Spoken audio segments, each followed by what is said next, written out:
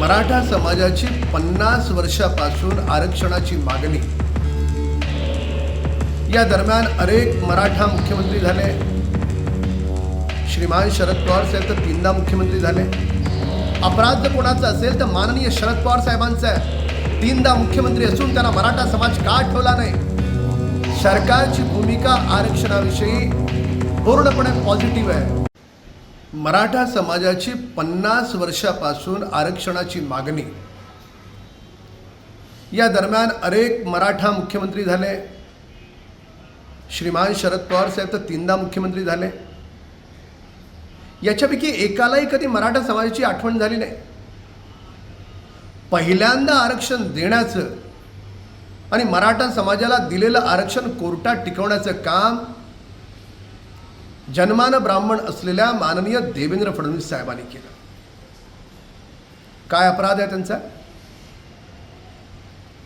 अपराध कोणाचा असेल तर श्रीमान उद्धव ठाकरेंचा आहे। त्यांच्या कर्तव्य शून्यतेमुळे त्यांना ते कोर्टात टिकवता आलं नाही। अपराध कोणाचा असेल तर माननीय शरद पवार साहेबांचा आहे। 3दा मुख्यमंत्री असून त्यांना मराठा समाज का ठेवला नाही? अपराध कोणाचा असेल तर त्या काँग्रेस पक्षाच्या दुटप्पी नेत्यांचा आहे। आता नुकतंच अधिवेशन झालं। मराठा समाजाच्या आरक्षणासाठी विशेष बैठक बोलवली मुख्यमंत्र्यांनी।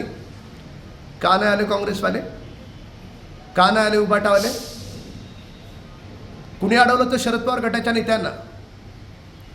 त्यामुळे ह्या तिन्ही पक्षांची भूमिका ही आजही समाजामध्ये भांडणं लावण्याची आहे।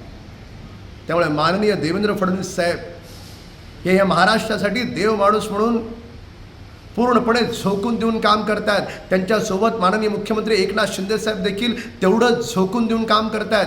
हे आपल्याला नाकारता येणार नाही। सरकारची भूमिका आरक्षणाविषयी पूर्णपणे पॉझिटिव्ह आहे, पण या तिघांची भूमिका काय हा सवाल आपण त्यांना कधी विचारणार?